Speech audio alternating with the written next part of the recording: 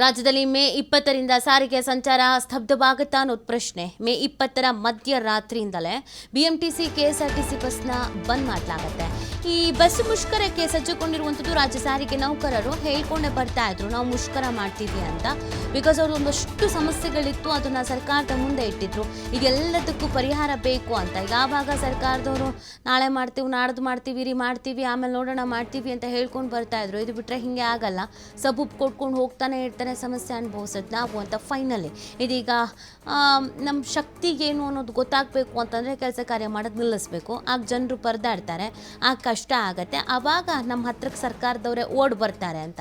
So ಹಾಗಾಗಿ ಇದೀಗ ಮುಷ್ಕರ ಮಾಡುವುದಕ್ಕೆ ಸಜ್ಜುಗೊಂಡಿರುವಂಥದ್ದು ರಾಜ್ಯ ಸಾರಿಗೆ ನೌಕರರು. ವೇತನ ಸೇರಿ ಇನ್ನಿತರ ಬೇಡಿಕೆ ಈಡೇರಿಕೆಗೆ ಆಗ್ರಹಿಸಿ ಮುಷ್ಕರ. 25% ವೇತನ ಹೆಚ್ಚಳ ಮಾಡಬೇಕು. ಆಮೇಲೆ ಈ 38 ತಿಂಗಳ ಹಿಂಬಾಕಿಗೆ ನೌಕರು ಪಟ್ಟು ಹಿಡಿದಿರೋದು ಏನೇನಿದೆ ಅದನ್ನು ಕೊಟ್ಬಿಡಿ, ಬ್ಯಾಲೆನ್ಸ್ ಹಾಕಿ ಇಟ್ಕೊಂಡ್ರೆ ಆಗಿಂದಾಗಿಂದ ಕ್ಲಿಯರ್ ಮಾಡ್ಕೊಂಡು ಬಂದಿದ್ರೆ ಈ ಸಮಸ್ಯೆನೇ ಆಗ್ತಾ ಇರಲಿಲ್ಲ ಅಲ್ವಾ? ಸೊ ಅದನ್ನು ಪ್ರಶ್ನಿಸ್ತಾ ಇದ್ದಾರೆ. ಹಲವು ಸಭೆಯನ್ನು ನಡೆಸಿ ಸಾರಿಗೆ ನೌಕರರು ಬೇಡಿಕೆ ಇಟ್ಟಿದ್ರು.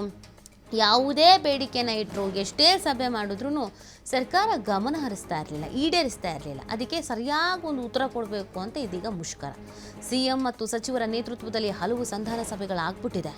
ಆದರೂ ನೌಕರರ ಬೇಡಿಕೆ ಈಡೇರಿಸದ ಹಿನ್ನೆಲೆಯಲ್ಲಿ ಮುಷ್ಕರಕ್ಕೆ ಸಿದ್ಧತೆ ಮಾಡಿಕೊಳ್ಳಲಾಗಿದೆ. ಮಾಹಿತಿ ನೀಡ್ತಾರೆ ನಮ್ಮ ಪ್ರತಿನಿಧಿ ಕೃಷ್ಣ. ಇದೀಗ ಸಾರಿಗೆ ನೌಕರರು ಫೈನಲಿ ನಾವು ಮುಷ್ಕರ ಮಾಡ್ತೀವಿ ಅಂತ ಹೊರಟಿದ್ದಾರೆ. ಯಾವ ಥರ ಸಿದ್ಧತೆಯನ್ನು ಮಾಡ್ಕೊಂಡಿದ್ದಾರೆ? ಸರ್ಕಾರದ ಕಡೆಯಿಂದ ಏನಾದರೂ ಪ್ರಯತ್ನಗಳಾಗ್ತಾ ಇದೆಯಾ ಅದನ್ನು ತಡೆಯೋಕೆ? ಸರ್ಕಾರ ಹಾಗೂ ಸಾರಿಗೆ ನೌಕರರ ನಡುವೆ ನಡೆಯುತ್ತಿರುವಂತಹ ಜಟಾಪಟಿ ತಾರಕಕ್ಕೇರಿದೆ. ಸರ್ಕಾರ ಸಾರಿಗೆ ನೌಕರರ ಬೇಡಿಕೆಗಳನ್ನ ಈಡೇರಿಕೆ ಮಾಡುವಂತ ಪ್ರಯತ್ನವನ್ನ ಮಾಡಿಲ್ಲ. ಹೀಗಾಗಿ ಸರ್ಕಾರದ ವಿರುದ್ಧ ರಾಜ್ಯ ಸಾರಿಗೆ ನೌಕರರು ರೋಸಿ ಹೋಗಿದ್ದಾರೆ.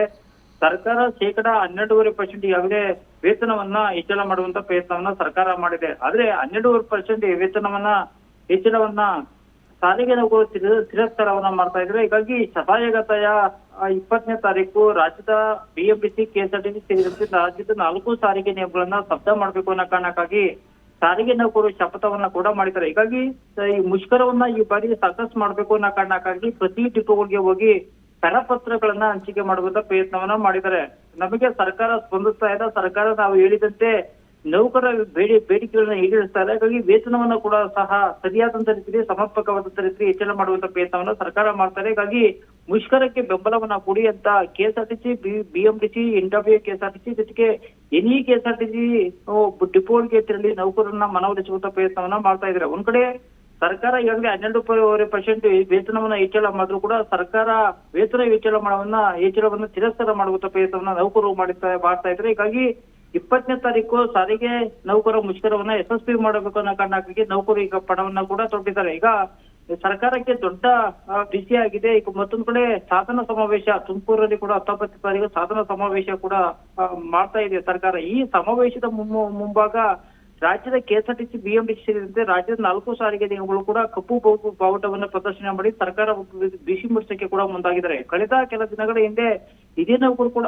ಹಲವಾರು ಬಾರಿ ಪ್ರತಿಭಟನೆ ಮಾಡಿದ್ರೆ, ಹೋರಾಟವನ್ನ ಕೂಡ ಮಾಡಿದ್ರೆ. ಜೊತೆಗೆ ಸರ್ಕಾರ ಕೂಡ ಹಲವಾರು ಬಾರಿ ಸಭೆಯನ್ನ ಮಾಡಿ ಮಾತುಕತೆ ಮಾಡುವಂತ ಪ್ರಯತ್ನವನ್ನ ಮಾಡಿದ್ದಾರೆ. ಆದ್ರೆ ನೌಕರ ಬೇಡಿಕೆ 28% ವೇತನವನ್ನ ಹೆಚ್ಚಳ ಮಾಡಬೇಕು ಅನ್ನೋ ಬೇಡಿಕೆಯನ್ನ ಕೂಡ ಇಟ್ಟಿದ್ದಾರೆ. ಆದ್ರೆ 38 ತಿಂಗಳ ಹಿಂಬಾಕಿಯನ್ನ ಕೂಡ ಕೊಡ್ಬೇಕು ಅನ್ನೋ ಕಾರಣಕ್ಕಾಗಿ ಒತ್ತಾಯವನ್ನ ಮಾಡಿದ್ದಾರೆ. ಆದ್ರೆ ಸರ್ಕಾರ ಇದನ್ನ ತಿರಸ್ಕಾರ ಮಾಡುವಂತ ಪ್ರಯತ್ನವನ್ನ ಕೂಡ ಮಾಡ್ತಾ ಇದೆ. ಕೇವಲ 26 ತಿಂಗಳು ಹಿಂಬಾಕಿಯನ್ನ ಕೊಡುವಂತ ಪ್ರಯತ್ನವನ್ನ ಮಾಡ್ತಾ ಇದೆ. ಜೊತೆಗೆ 28 ತಿಂಗಳ ಹಿಂಬಾಕಿಯನ್ನ ಕೊಡುವಂತ ಪ್ರಯತ್ನವನ್ನ ಸರ್ಕಾರ ಮಾಡ್ತಾ ಇದೆ. ಹೀಗಾಗಿ 25% ವೇತನವನ್ನ ಹೆಚ್ಚಳ ಮಾಡಲೇಬೇಕು, ಜೊತೆಗೆ 38 ತಿಂಗಳ ಹಿಂಬಾಕಿಯನ್ನ ಕೊಡ್ಲೇಬೇಕಂತ ರಾಜ್ಯದ ಸರ್ಕಾರಕ್ಕೆ ಸಾರಿಗೆ ನೌಕರರು ಒತ್ತಾಯವನ್ನ ಕೂಡ ಮಾಡ್ತಿದೆ. ಹೀಗಾಗಿ ಸರ್ಕಾರ ಮತ್ತು ಸಾರಿಗೆ ನೌಕರರ ನಡುವೆ ನಡೆಯುತ್ತಿರುವಂತಹ ಜಟಾಪಟಿ ಈಗ ತಾರಕೇರಿದ ಕಾರಣವಾಗಿ ಸರ್ಕಾರದ ವಿರುದ್ಧ ಈಗ ತೊಡೆ ತಟ್ಟಿ ನಿಂತಿದ್ದಾರೆ. ಹೀಗಾಗಿ ಸರ್ಕಾರ ಮತ್ತು ಸಾರಿಗೆ ನೌಕರರ ನಡುವಂತಹ ಜಟಾಪಟಿ ಎಷ್ಟರ ಮಟ್ಟಿಗೆ ಮುಂದುವರಿಯುತ್ತಿರೋದು ಕೂಡ ಕಾದು ನೋಡಬೇಕಾಗಿರುವಂತದ್ದು ನೀತಿ.